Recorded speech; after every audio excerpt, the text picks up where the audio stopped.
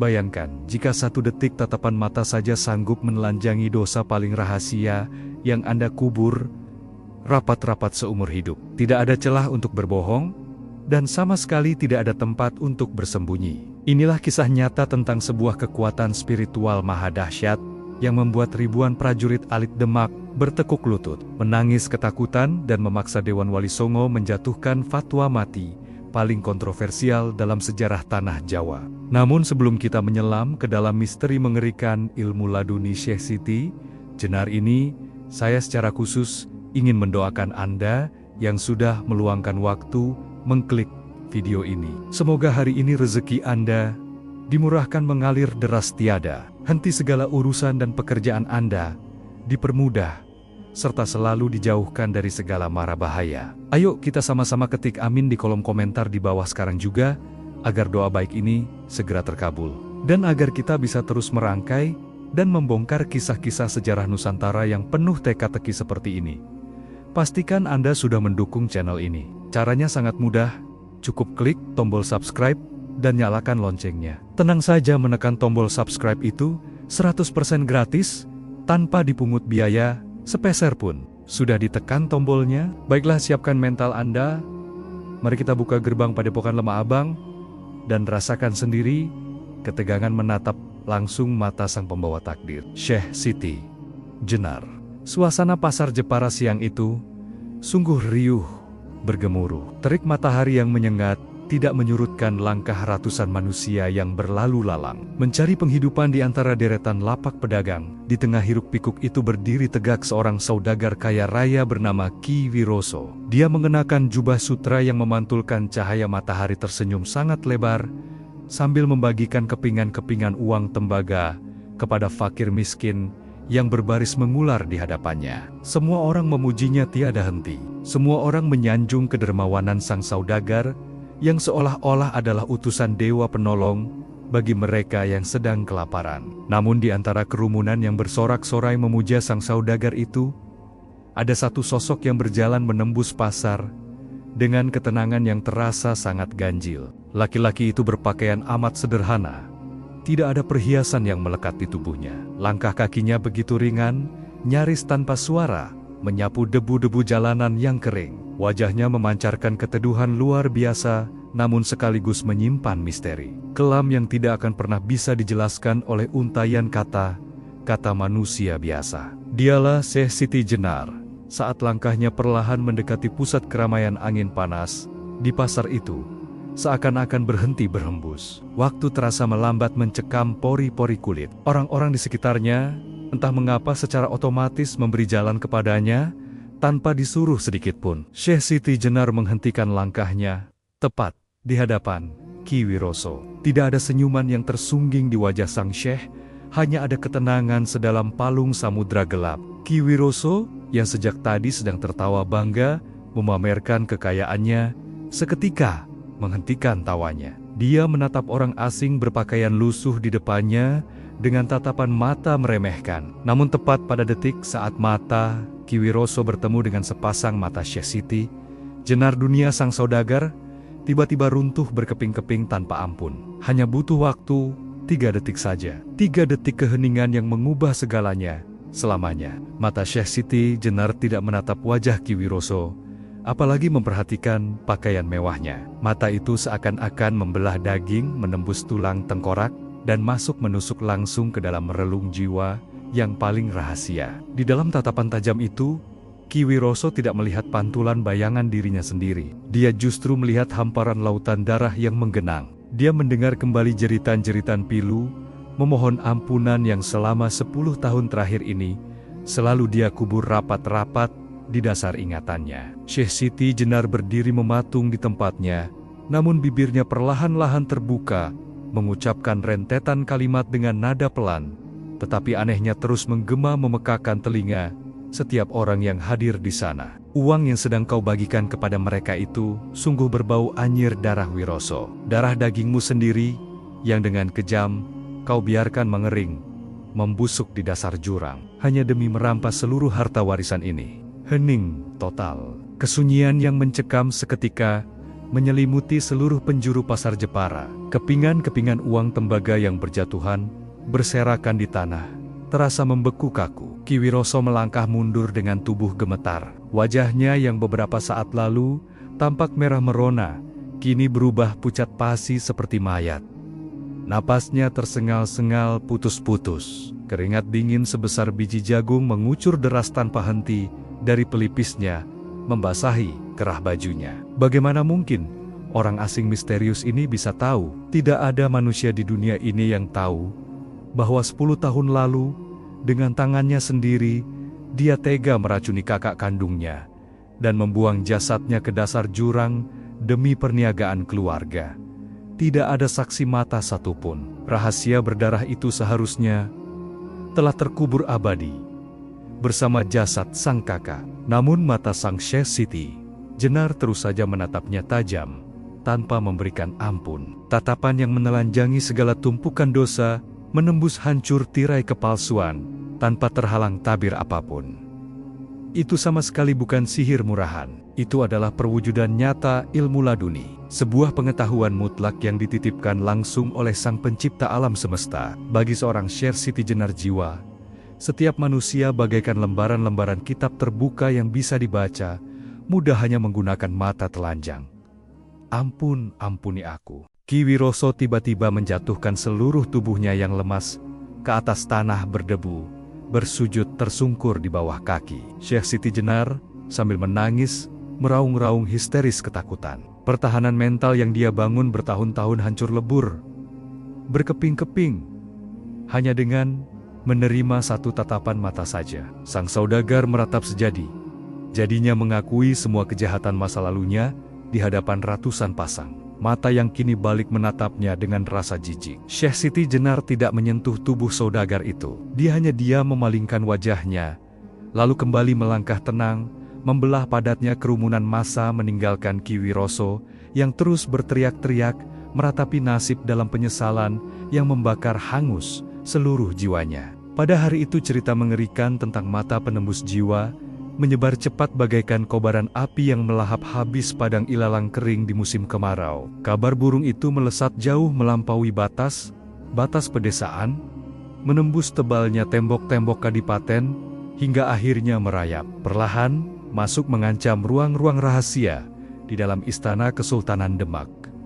Nama Syekh Siti Jenar mulai disebut tiada henti dalam bisikan-bisikan para petinggi yang dipenuhi rasa ketakutan dan rasa penasaran yang luar biasa. Malam yang gelap gulita pun akhirnya turun menyelimuti bumi. Di kawasan Padepokan Lemah Abang, suasana malam terasa sangat sunyi senyap sepi. Cahaya dari pelita kecil yang bersinar temaram mencoba menembus celah-celah dinding bambu yang sederhana. Syekh Siti Jenar tampak duduk bersila tenang, di tengah ruangan matanya terpejam, rapat menikmati hembusan keheningan malam yang membawa kedamaian abadi. Namun di luar sana, tepat di balik rimbunnya semak belukar sepasang mata tajam penuh selidik, sedang intens mengawasi setiap gerak-gerik padepokan. Seorang utusan rahasia pembunuh bayaran tingkat tinggi yang dikirim khusus secara langsung dari pusat kekuasaan Demak, sedang bersembunyi, sabar menunggu di dalam kegelapan pekat. Pembunuh berdarah dingin ini telah berlatih ilmu meringankan tubuhnya hingga mencapai titik kesempurnaan tertinggi. Napasnya menyatu sempurna dengan hembusan angin malam. Tidak ada suara daun kering yang berderak patah ketika kakinya perlahan menginjak tanah. Dia sangat yakin 100% bahwa kehadirannya malam ini sama sekali tidak terdeteksi oleh makhluk apapun di dunia ini. Sang pembunuh bayaran itu perlahan-lahan dengan sangat hati-hati mencabut sebuah pisau beracun mengkilap dari balik jubah hitam kelamnya, bersiap memusatkan tenaga untuk menyusup masuk ke dalam ruangan dan segera menyelesaikan tugas berdarahnya malam itu juga. Namun belum sempat kakinya melangkah setapak pun lebih jauh, suara Syekh Siti Jenar yang sangat tenang dan datar tiba-tiba memecah keheningan malam yang mencekam itu. Suara bariton tersebut terdengar sangat dekat dan jelas, seolah-olah sang Syekh sedang berdiri dan berbisik tepat di samping telinga sang pembunuh.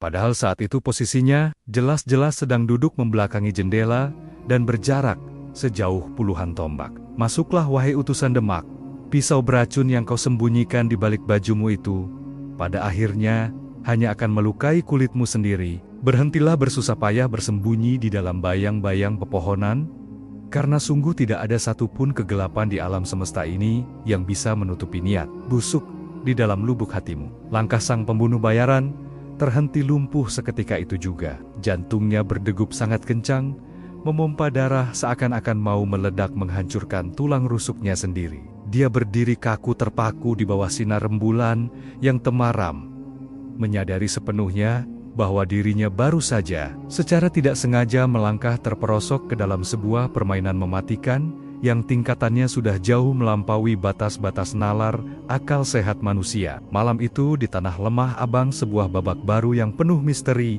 dari Sang Salik baru saja dimulai dengan sangat menegangkan.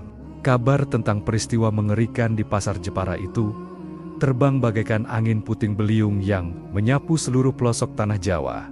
Nama Syekh Siti Jenar kini bukan sekadar sebutan bagi seorang pendakwah sunyi, melainkan telah menjelma menjadi teror nyata bagi para pendosa. Padepokan Lemah Abang yang dahulu selalu sepi dan damai, bernaung di bawah keteduhan pepohonan rimbun, kini berubah. Riuh rendah dipadati lautan manusia dari berbagai penjuru mata angin. Mereka datang berbondong-bondong dengan membawa niat yang saling bertolak belakang, menyusuri jalanan tanah yang berdebu. Ada peziarah awam yang datang bersimpuh memohon petunjuk jalan kebenaran hakiki. Namun tidak sedikit pula raut wajah penuh intrik yang melangkah dengan dada membusung, membawa kesombongan duniawi, murni, untuk menguji kesaktian sang wali. Di antara para peziarah yang memadati pelataran tanah merah itu, menyeruak maju sekelompok pria berwajah beringas yang ternyata sengaja disewa oleh para bangsawan korup Demak.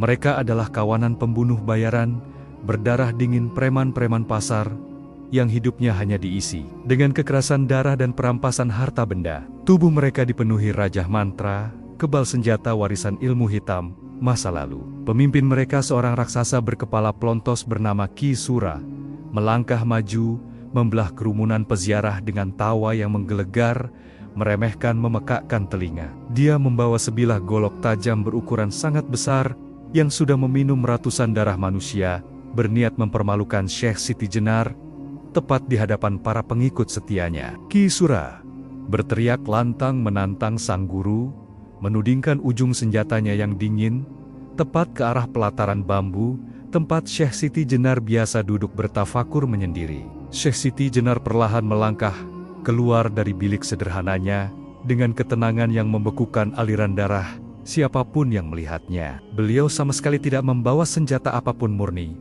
hanya berbalut jubah lusuh kebesarannya. Beliau hanya berdiri tegak menatap langsung ke arah wajah beringas Ki Sura. Tepat pada detik ketika dua pasang mata itu bertemu tawa pongah, Ki Sura seketika terhenti, seolah-olah ada tangan gaib berukuran raksasa yang mencekik lehernya dengan sangat kuat. Golok besar yang tadinya digenggam begitu erat, tiba-tiba terlepas jatuh, berdenting keras membentur bebatuan, memecah keheningan. Mata Syekh Siti Jenar tidak memancarkan ancaman fisik sedikitpun. Mata suci itu menembus jauh melewati lapisan daging kasar dan tulang tengkorak, langsung menyelam ke dasar palung jiwa Ki Sura yang paling kelam dan tersembunyi. Di sana Syekh Siti Jenar tidak membaca pikiran dangkal yang terlintas di kepala sang preman, melainkan membuka paksa gulungan catatan takdir dan dosa yang merekat erat pada ruhnya. Inilah hakikat sejati dari ilmu laduni, sebuah anugerah mutlak dari Sang Pencipta semesta alam. Bagi Syekh Siti Jenar, setiap jiwa telanjang tanpa tabir, memancarkan cahaya kemuliaan atau kegelapan pekat dari perbuatannya sendiri. Engkau menangis memanggil-manggil ibumu saat usiamu baru menginjak 7 tahun Sura. Suara Syekh Siti Jenar mengalun pelan, namun menggema dahsyat menghancurkan dinding keangkuhan sang raksasa tanpa sisa. Engkau bersembunyi ketakutan di balik lumbung padi melihat desamu dibakar habis, namun kini engkau justru gemar membakar gubuk-gubuk orang miskin yang tak berdaya. Engkau membunuh seorang janda tua di pinggir aliran sungai berantas hanya demi sekantung beras, lalu menimbun jasadnya dengan batu kali. Darah wanita itu masih menetes hangat di telapak tanganmu, hingga detik ini terus menuntut balas. Ki Sura sang algojo kejam yang tak pernah kenal rasa takut itu mendadak jatuh, berlutut keras menghantam tanah. Tubuh besarnya bergetar sangat hebat, layaknya daun kering diterpa badai. Air mata yang tidak pernah menetes selama puluhan tahun, kini mengalir deras, laksana air bah tak terbendung. Dia meraung-raung kesetanan, memukul-mukul dadanya sendiri, merasakan perihnya siksaan batin yang ditelanjangi, telak di hadapan kebenaran mutlak. Melihat pemimpin terkuat mereka hancur lebur, hanya dengan satu tatapan dan beberapa patah kata. Nyali preman-preman lainnya menguap tanpa sisa ke udara. Mereka bersujud serentak memohon ampunan, membasahi tanah lemah abang dengan air mata penyesalan terdalam. Kesombongan dan mantra kebal, mereka runtuh menjadi debu yang tak berharga. Kejadian luar biasa itu semakin mengukuhkan bahwa padepokan ini bukanlah tempat sembarangan. Ini adalah sebuah titik sakral di mana hijab pembatas antara alam wada dan alam ruhani disingkapkan secara paksa, seperti halnya kisah-kisah suci para pencari kebenaran sejati di masa lampau yang berjuang mendaki puncak-puncak pendakian spiritual. Mereka yang berani datang menginjakan kaki ke Lemah Abang harus siap berhadapan langsung dengan cermin kejujuran jiwa mereka sendiri. Syekh Siti Jenar hanya duduk diam menjadi perantara bagi keadilan semesta yang bekerja tajam tanpa kompromi. Waktu terus bergulir hingga matahari perlahan condong ke ufuk barat, melukiskan semburat jingga sewarna darah di atas langit wilayah Demak. Kerumunan, orang mulai berangsur-angsur, berkurang perlahan, pulang menyisakan keheningan senja yang selalu dirindukan oleh sang sufi. Namun tepat ketika bayang-bayang pepohonan mulai memanjang, menutupi pelataran seorang peziarah terakhir, melangkah masuk melewati gerbang padepokan. Langkahnya sangat misterius, melayang ringan, nyaris tidak menyentuh tanah berdebu. Sosok itu ternyata adalah seorang wanita yang seluruh bagian tubuhnya tertutup rapat oleh jubah kain hitam pekat memanjang, menyapu tanah, lengkap dengan kain cadar penutup muka yang menyembunyikan rapat wajahnya, menyisakan hanya sepasang mata tajam yang menyorotkan misteri sangat kelam. Wanita misterius itu berhenti tepat 3 langkah di hadapan tempat Syekh Siti Jenar berdiam. Tidak ada sapaan kata-kata yang terucap dari balik cadarnya. Angin senja mendadak mati dan berhenti berhembus. Udara di sekeliling mereka terasa membeku kaku, seakan-akan waktu menolak keras untuk berjalan maju. Syekh Siti Jenar yang sedari tadi terus memancarkan aura ketenangan tanpa celah, perlahan mengangkat wajah teduhnya untuk menatap langsung mata wanita tak dikenal tersebut.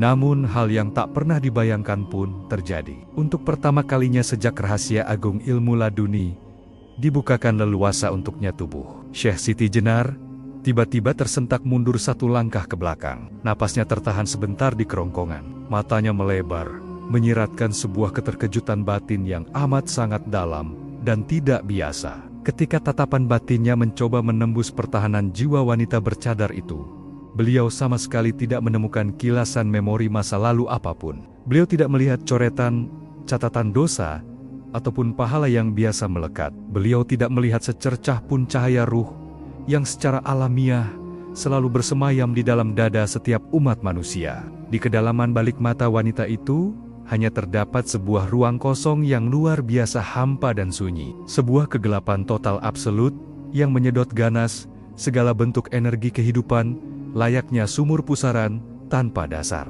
Tidak ada detak jantung ritme jiwa, tidak ada denyut emosi naluri manusia fana. Di bawah temaram cahaya senja kemerahan, Syekh Siti Jenar menyadari telak satu kebenaran mutlak yang seketika membuat seluruh bulu romanya meremang. Sosok gelap yang kini berdiri mematung di hadapannya, dengan tatapan kosong mematikan itu, sungguh bukanlah seorang manusia.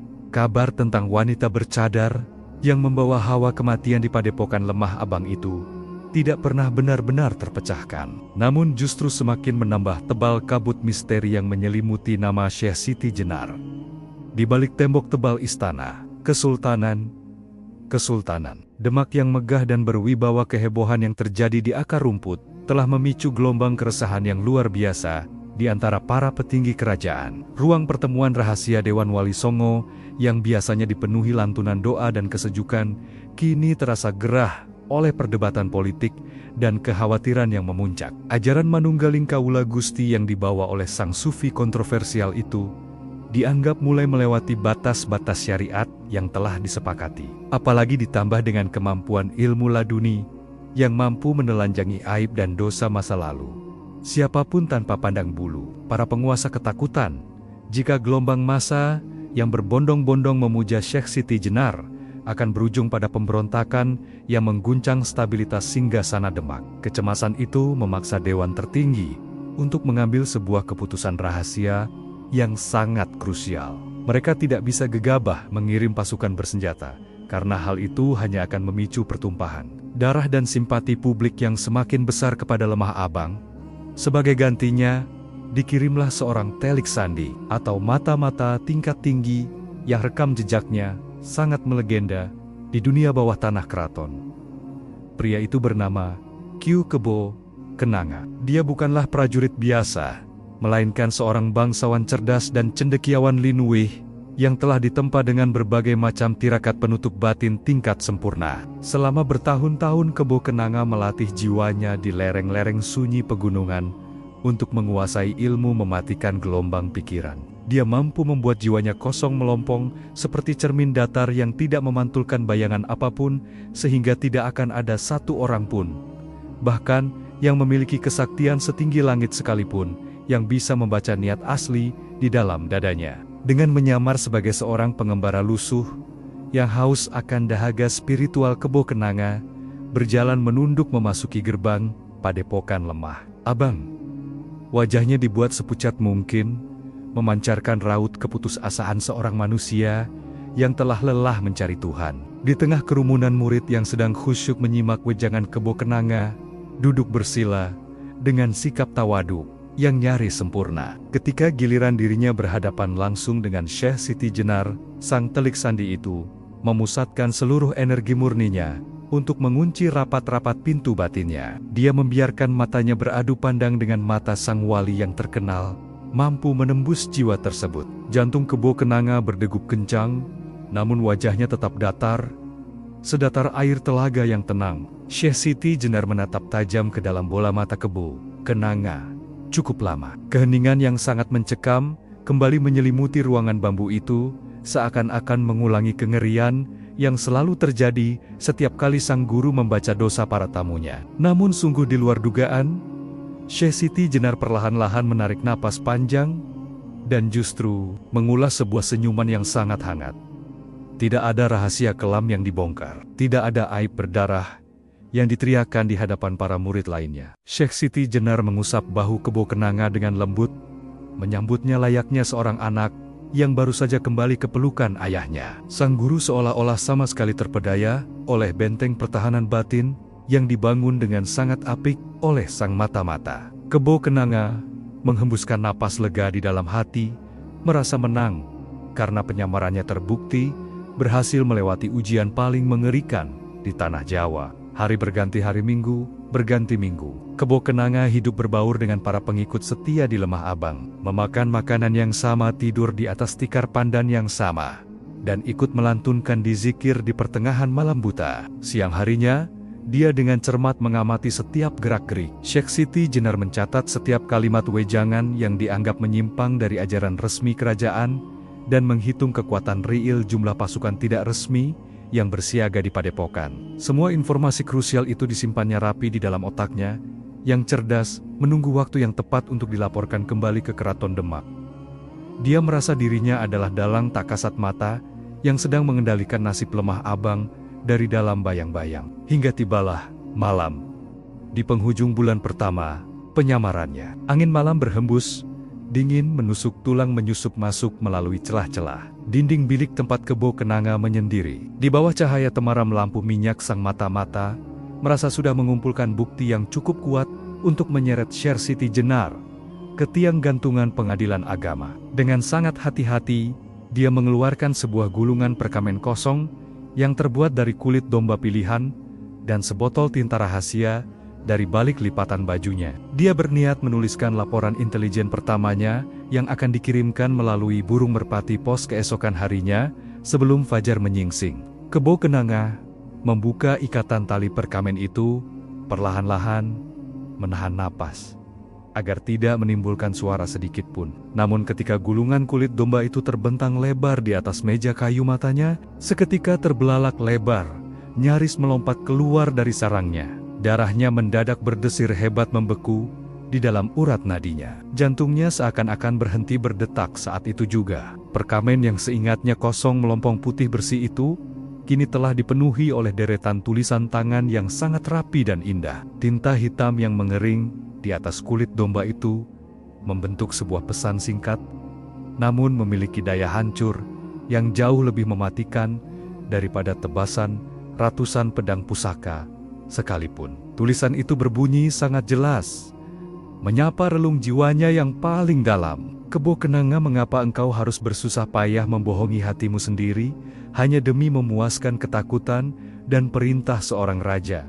Jauh sebelum padepokan lemah Abang berdiri megah, menampung ribuan jiwa yang kehausan ruhani, ada sebuah masa kelam penuh siksaan yang harus dilewati oleh Sang Salik. Di kedalaman sebuah gua sunyi di perbukitan Cirebon yang gelap gulita pengap dan berbau lumut basah, terbaring sosok tubuh kurus kering yang nyaris hanya tinggal tulang pembalut kulit. Itulah masa-masa khalwat yang paling menyiksa bagi seorang Syekh Siti Jenar. Selama berbulan-bulan, dia mengurung diri, memutus segala bentuk kenikmatan duniawi, membiarkan raganya mati kelaparan dan kehausan, demi menghidupkan percikan cahaya Tuhan di dalam dadanya. Di dalam kegelapan pekat gua tersebut, dia bertarung habis-habisan melawan iblis dari masa lalunya sendiri. Kesombongan, ketakutan nafsu, dan segala bentuk keakuan dikuliti satu persatu secara brutal dari dalam jiwanya. Penderitaan spiritual itu begitu hebat, memeras keringat darah, hingga dia seringkali memuntahkan cairan hitam pekat dari mulutnya. Alam semesta seakan-akan menolaknya. Namun tepat ketika napasnya berada di ujung tanduk kematian, ketika raganya menyerah total, sebuah kilatan cahaya maha dahsyat yang tak tertembus mata fana menyambar batinnya dengan luar biasa keras. Hijab pembatas alam semesta koyak seketika hancur berkeping-keping. Pada detik suci itulah Sang Pencipta menitipkan sebuah anugerah sekaligus beban maha berat yang bernama ilmu laduni. Mata batinnya terbuka sangat lebar, seketika mampu melihat seluruh rahasia alam semesta masa lalu dan masa depan, dosa dan pahala, hanya dengan sekali tatapan singkat. Kembali ke masa kini, di dalam bilik bambu yang diterangi cahaya temaram, pelita Kebo Kenanga jatuh, terduduk lemas, meratapi gulungan perkamen di tangannya. Tulisannya yang tiba-tiba berubah wujud itu menghancurkan seluruh benteng kesombongan yang dia bangun susah payah bertahun-tahun. Tirakat penutup batin yang selalu dia banggakan di depan para penguasa hancur lebur menjadi debu yang amat hina di hadapan kebenaran mutlak Syekh Siti Jenar. Sang telik sandi ulung itu menangis terseduh-seduh, menyadari betapa kerdilnya dirinya yang sok pintar, mencoba mengakali seorang manusia yang jiwanya telah menyatu sempurna dengan kehendak ilahi. Malam itu juga, pertahanan jiwa Kebo Kenanga runtuh seutuhnya. Dia merangkak keluar dari biliknya, bersujud mencium debu tanah di depan pintu bilik Syekh Siti Jenar. Dia melepas dan membuang jauh-jauh seluruh lencana kebangsawanan dan identitas rahasia Demak yang selama ini melekat erat di tubuhnya. Di bawah saksikan bintang gemintang malam, Kebo Kenanga bersumpah setia menyerahkan jiwa dan raganya secara total, bukan lagi sebagai penyusup pembawa petaka, melainkan sebagai murid paling teguh yang siap mati membusuk demi mempertahankan kesucian ajaran manunggaling Kawula Gusti. Pengkhianatan Kebo Kenanga yang tidak terduga itu terdengar sangat cepat dan memicu amarah luar biasa dahsyat di pusat pemerintahan Kesultanan Demak. Para petinggi kerajaan dan petinggi militer yang berhaluan keras merasa harga diri mereka diinjak-injak dan dipermalukan secara telak. Telik sandi terhebat yang tak pernah gagal dalam misi apapun, kini tidak hanya bertekuk lutut, namun justru berbalik arah, mencium kaki musuh negara. Kepanikan yang melanda istana membuahkan sebuah rencana pembunuhan paling keji, biadab, dan pengecut yang pernah tercatat dalam sejarah bayangan keraton. Mereka sadar, sesadar-sadarnya, bahwa tidak ada satupun prajurit normal di muka bumi ini yang sanggup berhadapan tatap muka atau sekadar mendengar desah suara Syekh Siti Jenar tanpa menjadi gila karena rentetan dosa-dosanya dikuliti hidup-hidup. Oleh karena itu, Demak melepaskan senjata rahasia terakhir mereka, seorang algojo pembunuh bayaran khusus yang sengaja dibutakan kedua bola matanya dan ditulikan rapat-rapat kedua telinganya sejak dia masih balita. Manusia cacat itu telah dilatih puluhan tahun di ruang bawah tanah menjadi mesin pembunuh berdarah dingin yang bergerak murni mengandalkan insting binatang penciuman, bau darah dan getaran udara di sekitarnya. Dia tidak akan bisa ditatap oleh mata batin sang wali. Dia tidak akan bisa diajak bicara memohon ampunan. Dia adalah wujud murni malaikat maut, tanpa emosi, tanpa nurani. Malam ganjil yang sangat pekat turun, perlahan menyelimuti seluruh kawasan. Lemah Abang membawa kabut tebal yang menyembunyikan sempurna pendaran cahaya rembulan. Sang pembunuh buta dan tuli itu merayap senyap di atas atap-atap padepokan, layaknya siluman kegelapan yang kelaparan. Tidak ada suara langkah kaki, tidak ada hembusan napas yang tertangkap telinga. Dia bergerak sangat terukur menelusuri lorong-lorong sepi, hingga akhirnya tiba bertepatan di depan bilik utama,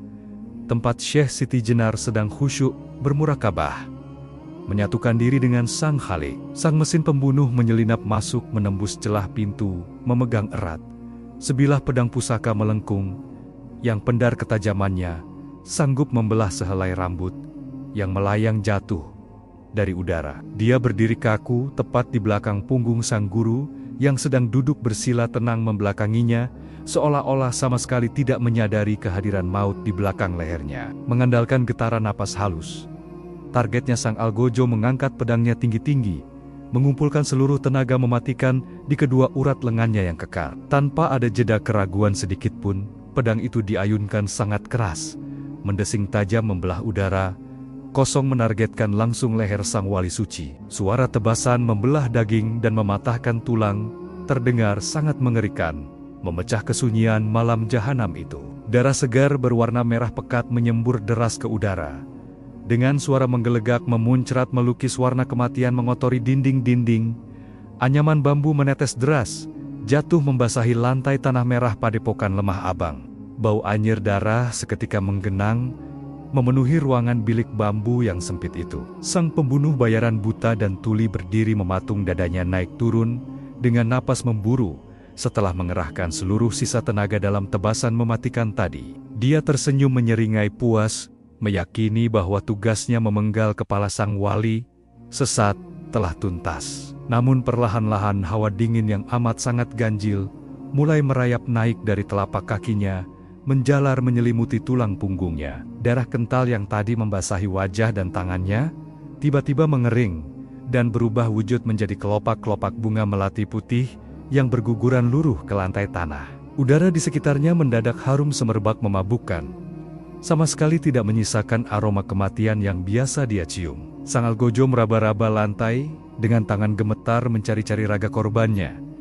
Namun, yang dia temukan hanyalah sebatang pohon pisang yang terbelah dua. Di sudut ruangan yang berlawanan sayup-sayup, terdengar lantunan ayat suci yang mengalun begitu tenang dan damai. Syekh Siti Jenar ternyata sedari tadi duduk bersila di sana, sama sekali tak tersentuh oleh ujung pedang apapun. Tubuh yang tadi ditebas hanyalah sebuah proyeksi ilusi dari kekuatan batin sang sufi.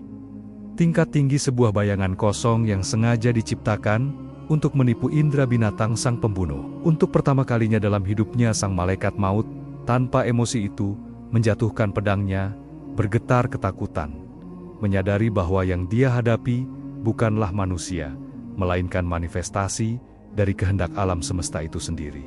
Kegagalan telak sang pembunuh bayaran itu menjadi pukulan terakhir yang menghancurkan kesombongan istana Demak. Berita tentang keabadian Syekh Siti Jenar menggetarkan pilar-pilar keraton, menyebarkan teror psikologis yang jauh lebih mengerikan daripada ancaman ribuan pasukan bersenjata. Raden Patah sang Sultan yang agung akhirnya menyadari bahwa urusan ini sudah melampaui batas wewenang pedang dan hukum duniawi. Dewan Wali Songo, perkumpulan para manusia suci, penyangga spiritual tanah Jawa, akhirnya turun tangan langsung. Mereka tidak bisa lagi berdiam diri melihat keseimbangan tatanan syariat terancam runtuh oleh pusaran badai manunggaling Kawula Gusti. Dari antara 9 wali yang mulia, majulah satu sosok yang paling disegani, yang kebijaksanaannya, seluas lautan dan kesaktiannya, menembus batas. Batas nalar, beliau adalah Sunan Kalijaga sang Pangeran Pelana, yang telah menaklukkan kerasnya kehidupan jalanan dan dinginnya spiritualitas tingkat tinggi. Dengan langkah tenang dan jubah hitam kebesarannya, Sunan Kalijaga berangkat menuju Padepokan Lemah Abang, memimpin sepasukan elit keraton, bukan untuk menumpahkan darah, melainkan untuk menjemput sebuah takdir yang telah digariskan langit. Kedatangan Sunan Kalijaga di tanah Lemah Abang disambut oleh fenomena alam yang luar biasa mencekam. Langit yang tadinya cerah benderang, tiba-tiba berubah menjadi gelap gulita, tertutup gumpalan awan hitam. Pekat yang berarak bergulung-gulung sangat rendah. Angin puting beliung menderu-deru kencang membengkokkan pepohonan besar, hingga nyaris patah menyapu debu-debu kemarau, menjadi tirai kabut yang membutakan mata. Namun di tengah pusaran badai yang mengamuk itu, dua sosok manusia agung berdiri saling berhadapan di tengah pelataran padepokan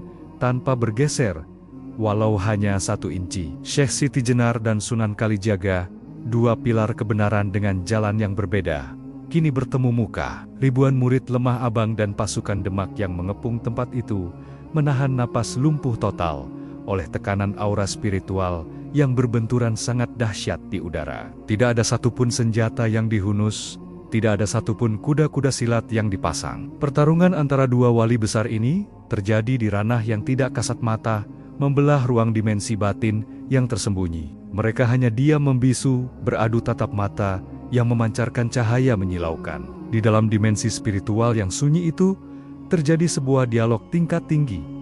Perdebatan filosofis tentang hakikat kebenaran, letak Tuhan, dan batas-batas kemanusiaan. Mata Syekh Siti Jenar memancarkan gelombang samudra ketuhanan yang tak terbatas mencoba menarik jiwa Sunan Kalijaga ke dalam pusaran kekosongan absolut. Namun Sunan Kalijaga yang telah melewati ribuan malam bertapa di tepi sungai, menahan gelombang itu dengan benteng kesabaran dan pemahaman syariat yang sangat kokoh, memantulkan kembali setiap argumen batin sang sufi dengan kelembutan yang mematikan. Perang tanpa suara itu berlangsung sangat lama, menyerap habis energi kehidupan di sekeliling mereka. Daun-daun hijau di pelataran mendadak layu menguning dan berguguran seolah-olah waktu berjalan ribuan kali lebih cepat di titik epicentrum pertarungan tersebut. Hingga pada satu titik puncak kulminasi misterius, tatapan Syekh Siti Jenar menembus lapisan pertahanan terakhir Sunan Kalijaga, membeberkan sebuah pemandangan rahasia yang tidak bisa dijelaskan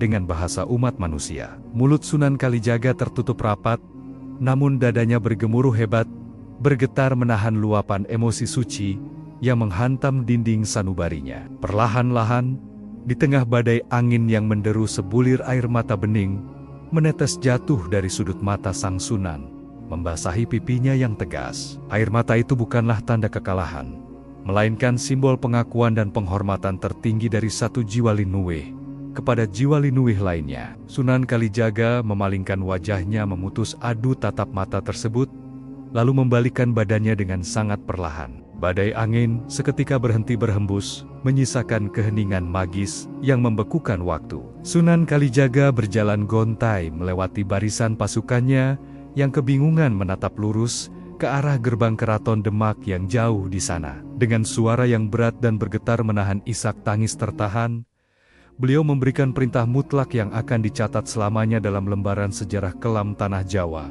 Tarik mundur semua pasukan ini sekarang juga, karena kita sama sekali tidak memiliki kuasa untuk menghukumnya dengan hukum buatan manusia. Sebab dia sudah tidak ada lagi di dunia ini. Kepanikan luar biasa melanda seisi keraton kesultanan Demak setelah kepulangan Sunan Kalijaga yang membawa tangan kosong. Sabda sang wali agung bahwa Syekh Siti Jenar sudah tidak berada di dunia ini, justru ditafsirkan sebagai ancaman pemberontakan tingkat tinggi oleh para pejabat keraton. Di dalam bangsal pertemuan yang megah, kasak kusuk ketakutan menjalar bagaikan racun berbisa. Para menteri adipati dan senapati yang selama ini menyembunyikan korupsi penindasan dan skandal berdarah di balik jubah kebesaran mereka, kini dilanda teror psikologis yang tak tertahankan. Mereka sangat ketakutan jika gelombang pengikut lemah abang terus membesar, dan sang sufi kontroversial itu benar-benar datang ke pusat kota, membongkar satu persatu dosa menjijikan mereka di hadapan rakyat jelata. Hanya dengan sekali tatapan mata, rasa takut yang mencekam itu akhirnya melahirkan sebuah konspirasi busuk paling keji dalam sejarah pemerintahan Raden Patah. Para pejabat berhati culas itu mulai membisikkan fitnah keji ke telinga sang sultan siang dan malam. Mereka memutarbalikkan fakta, menuduh ajaran Manunggaling Kawula Gusti sebagai aliran sesat yang mengajarkan sihir hitam tingkat tinggi untuk mencuci otak rakyat. Tekanan politik yang bertubi-tubi dari para bangsawan yang terancam posisinya itu akhirnya memaksa Dewan Wali Songo untuk menggelar sidang darurat tertutup. Keputusan yang sangat berat dan menyayat hati pun harus diambil demi mencegah perang saudara dan menjaga stabilitas negara yang baru saja seumur jagung. Sebuah fatwa mati berdarah akhirnya ditandatangani dan stempel resmi kerajaan dijatuhkan dengan suara hantaman yang menggema, seolah-olah meramalkan datangnya kiamat kecil di tanah Jawa, jauh dari hiruk-pikuk intrik politik keraton yang kotor itu. Padepokan Lemah Abang tetap memancarkan keheningan yang syahdu. Syekh Siti Jenar sama sekali tidak membutuhkan telik sandi atau burung merpati pos untuk mengetahui apa yang sedang terjadi di pusat kekuasaan. Sambil duduk bersila di pelataran tanah merah, matanya yang setajam elang menatap lurus ke arah langit utara. Melalui gumpalan awan hitam yang berarak menutupi singgasana Demak dan hembusan angin yang membawa bau anyir keputusasaan, Syekh Siti Jenar membaca dengan sangat jelas fatwa kematian yang baru saja dijatuhkan atas dirinya. Beliau tidak menunjukkan raut ketakutan, apalagi niat untuk melarikan diri, menyembunyikan raga. Sang guru justru memanggil seluruh murid setianya yang mulai dilanda keresahan, meminta mereka untuk duduk tenang melingkar dan melarang keras siapapun untuk mengangkat senjata pembunuh. Beliau mengajarkan bahwa kematian fisik hanyalah sebuah pintu gerbang usang yang harus dilewati untuk kembali menyatu dengan sang kekasih abadi. Tepat ketika matahari merangkak naik ke atas ubun-ubun, getaran hebat mulai terasa mengguncang bumi Lemah Abang.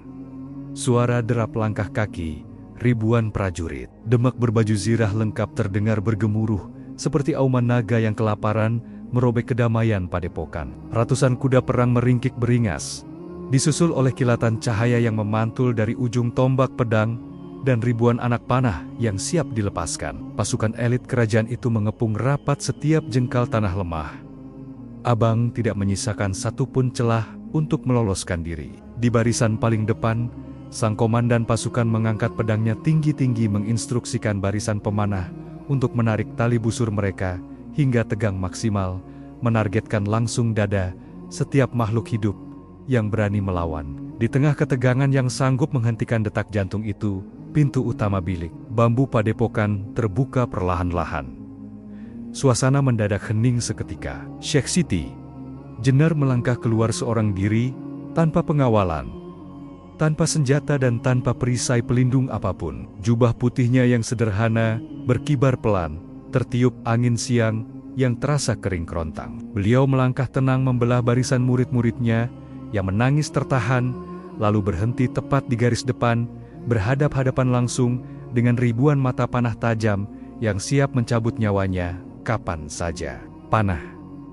Teriak sang komandan pasukan dengan suara menggelegar. Memecah keheningan, bersiap menurunkan pedangnya sebagai tanda eksekusi massal. Namun sebelum pedang komandan itu turun, Syekh Siti Jenar perlahan mengangkat wajahnya yang teduh. Beliau tidak mengucapkan satu patah kata pun. Beliau hanya menyapu pandangannya, mengedarkan sebuah tatapan mata tajam yang memancarkan gelombang ilmu laduni ke seluruh penjuru barisan pasukan Demak yang berdiri mengepungnya. Dan keajaiban mengerikan itu pun kembali terjadi dalam skala yang sangat masif. Ribuan prajurit yang tadinya berdiri tegak penuh kebanggaan itu seketika tersentak mundur, seakan-akan dihantam oleh godam raksasa tak kasat mata. Mata batin Syekh Siti Jenar menembus paksa ribuan kepala, sekaligus menelanjangi satu persatu dosa penyesalan rahasia kelam dan niat busuk yang tersembunyi di dasar hati setiap prajurit. Dalam hitungan detik, suara dentingan logam yang jatuh berbenturan dengan batu bersahut-sahutan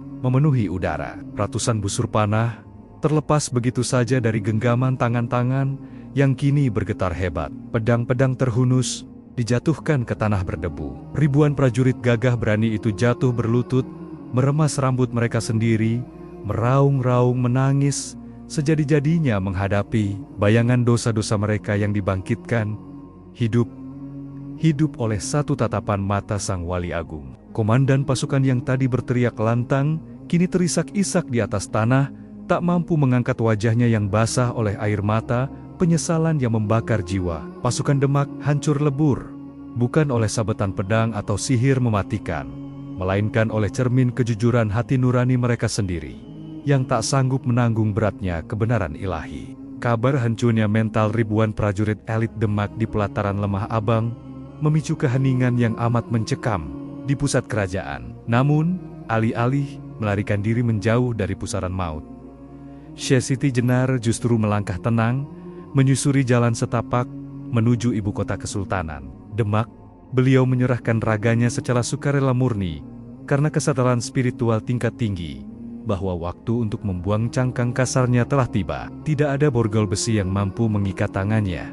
Tidak ada satupun prajurit yang berani berjalan mendahuluinya, apalagi menatap punggungnya. Sepanjang perjalanan panjang menuju pusat peradaban tanah Jawa itu, rakyat jelata berhamburan keluar dari gubuk-gubuk mereka, menundukkan kepala dalam mengiringi langkah Sang Sufi Agung dalam tangisan bisu yang menyayat hati. Kedatangannya di gerbang kota bukanlah layaknya seorang pesakitan yang tertangkap, melainkan menyerupai seorang raja sejati yang pulang kembali ke singgasana keabadiannya. Serambi Masjid Agung Demak siang itu diselimuti ketegangan sakral yang luar biasa berat. Angin laut utara yang biasanya berhembus kencang mendadak mati total, seolah-olah alam semesta ikut menahan napas menyaksikan persidangan paling legendaris dalam sejarah Nusantara. Di sanalah berkumpul para manusia Linuih, Dewan tertinggi Wali Songo, yang jubah-jubah kebesaran mereka mewakili otoritas mutlak agama dan negara. Di hadapan mereka, duduklah Syekh Siti Jenar beralaskan tikar pandan yang paling sederhana. Tidak ada sedikit pun raut ketakutan, apalagi penyesalan di wajahnya. Mata batinnya memancarkan kedamaian samudra yang tak bertepi, membuat nyali beberapa hakim pengadilan yang hadir justru menciut perlahan-lahan. Sidang itu seharusnya menjadi panggung penghakiman untuk menyudutkan sang pembawa ajaran manunggaling Kaula Gusti. Namun, aura dominasi justru memancar kuat dari sosok tersangka utama yang duduk diam membisu tersebut. Tuduhan demi tuduhan mulai dilontarkan, laksana panah beracun yang melesat merobek kesucian Masjid Agung. Syekh Siti Jenar didakwa telah menyebarkan sihir hitam tingkat tinggi, mencuci otak rakyat, menistakan syariat agama, dan merencanakan makar berdarah untuk menggulingkan takhta kesultanan Demak. Menteteng pasal hukuman mati dibacakan dengan suara lantang menggema membentur tiang-tiang kayu jati penyangga serambi sakral tersebut. Namun di tengah hujan ceceran fitnah yang mematikan itu, sang sufi kontroversial perlahan mengangkat wajah teduhnya. Beliau sama sekali tidak berniat membuka mulut untuk menyanggah omong kosong pembenaran sepihak itu. Pembelaan dirinya tidak menggunakan susunan kata-kata manipulatif, melainkan menggunakan senjata spiritual paling absolut yang pernah diciptakan Sang Khalik di muka bumi, yakni ilmu laduni yang bersemayam murni di balik sepasang matanya. Satu persatu tatapan tajam Syekh Siti Jenar menyapu wajah para hakim dan ulama istana yang duduk berjejer di hadapannya. Dan detik itu juga, pengadilan batin yang sesungguhnya meledak, memporak-porandakan seluruh ruang sidang. Tanpa ada satupun kontak fisik, tanpa bersuara, sang wali menembus paksa hijab pikiran setiap manusia yang berani mengadilinya. Tatapannya membongkar habis keraguan kemunafikan hingga niat-niat politik kotor yang bersembunyi rapi di balik kedok agama. Beberapa petinggi keraton mendadak tersedak napasnya sendiri.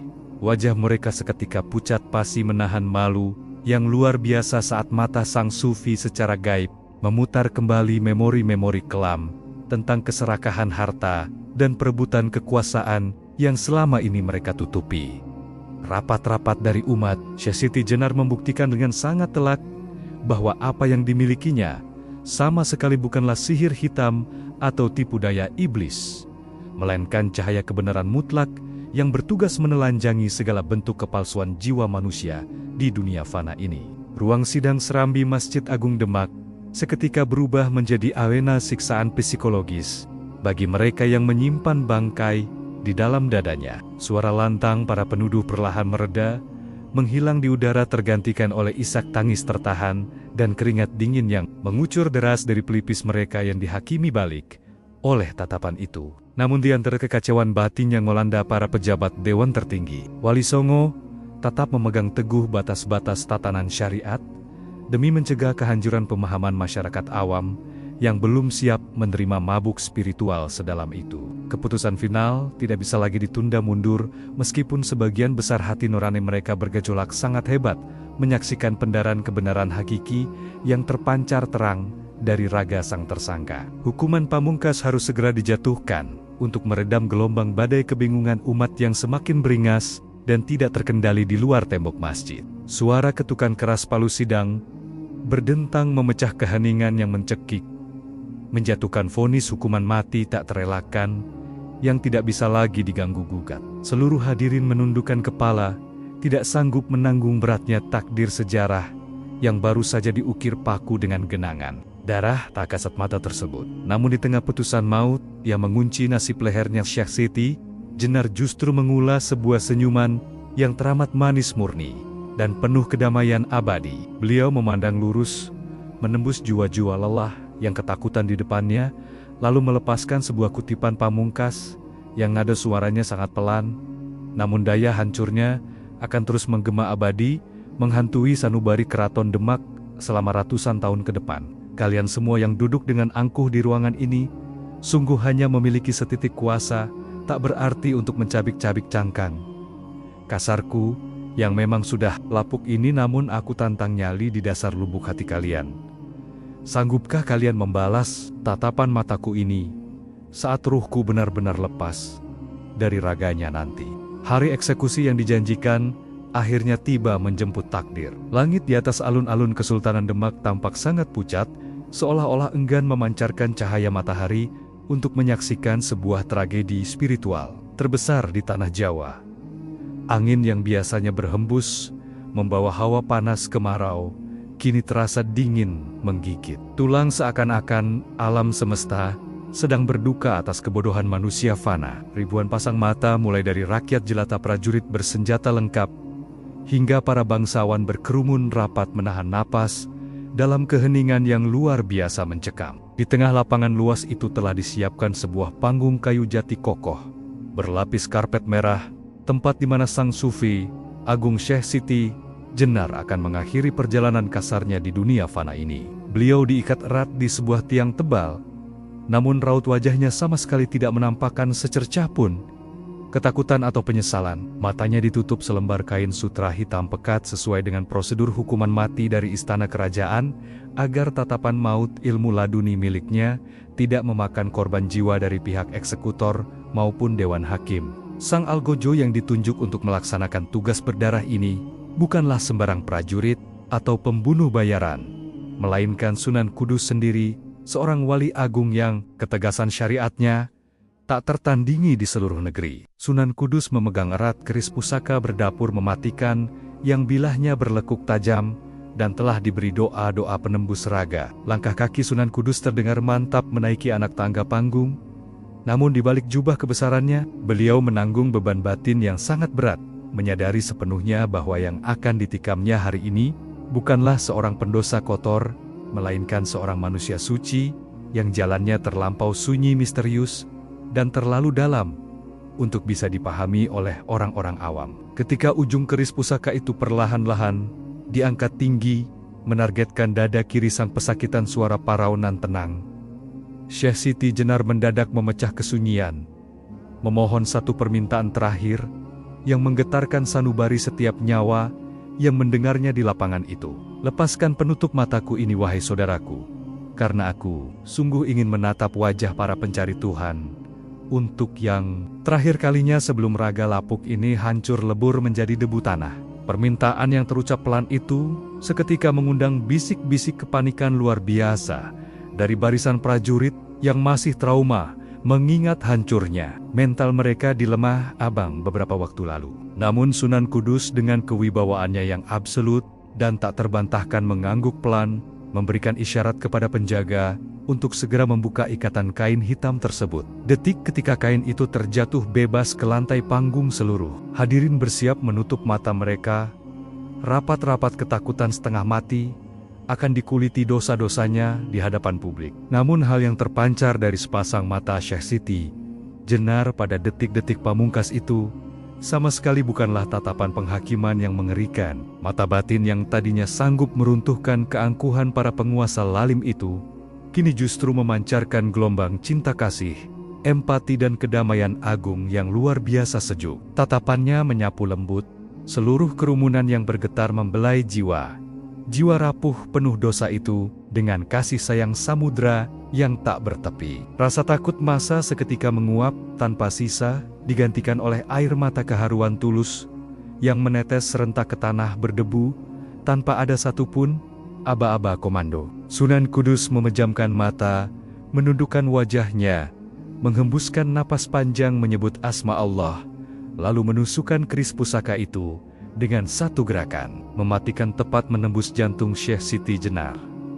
Suara tikaman bilah logam merobek daging terdengar nyaring mengiris hati, namun sebuah keajaiban mutlak berskala kosmik seketika membungkam seluruh nalar akal sehat umat manusia di alun-alun itu. Dari luka tusukan dalam di dada sang wali agung sama sekali tidak memuncratkan darah merah anyir sebagaimana layaknya manusia biasa yang meregang nyawa kesakitan. Yang mengalir deras membasahi jubah putih murninya adalah cairan putih bercahaya yang sangat suci dan berbau harum semerbak layaknya kemurnian ribuan bunga melati yang mekar serentak di taman surga. Tubuh Syekh Siti Jenar tidak tumbang jatuh ke lantai melainkan perlahan-lahan memudar terurai, berubah wujud menjadi pendaran-pendaran cahaya terang yang menyilaukan mata batin siapapun yang melihatnya. Bersamaan dengan hembusan angin laut utara yang mendadak bertiup kencang raga sang sufi, perlahan lebur menghilang total ke udara hampa tanpa menyisakan jejak daging sedikit pun, meninggalkan lautan kelopak melati putih yang berjatuhan menyelimuti panggung eksekusi berdarah tersebut. Syekh Siti Jenar telah membuktikan sabda sejatinya kembali pulang ke pelukan sang kekasih.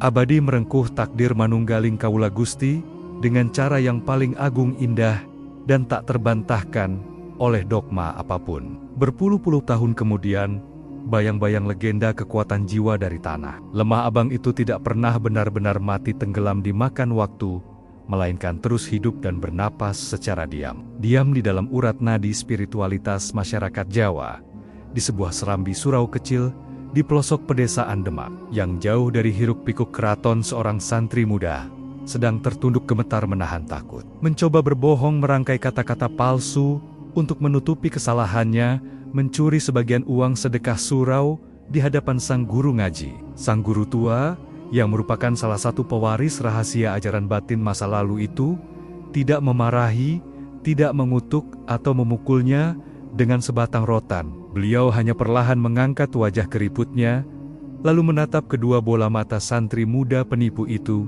dengan sangat tajam, tenang, dan teramat dalam, seolah-olah sanggup melihat langsung kotoran hitam yang menempel pekat di dasar jiwanya. Santri muda itu seketika menangis keras, tersedu-sedu menjatuhkan dirinya ke lantai, teringat kuat akan cerita-cerita rakyat turun-temurun yang sering didengarnya tentang tatapan sakti seorang wali yang pernah mengguncang nyali istana raja. Dan di kejauhan langit sore, angin senja yang menyapu dedaunan seakan-akan membawa sebuah bisikan narasi abadi dari sang salik suci yang terus menggema tanpa henti, menembus batas zaman, mengingatkan umat manusia pada satu hukum mutlak kehidupan. Kalian bisa saja membakar hangus ribuan kitab ajaran kami dan menghancurkan leburkan ratusan raga manusia di tiang gantungan. Namun, kebenaran sejati tidak akan pernah bisa kalian dustai, karena ia selalu bersembunyi rapi di balik cermin kejujuran jiwa kalian. Sendiri diam-diam menunggu waktu yang paling tepat untuk menatap balik nyali busuk kalian.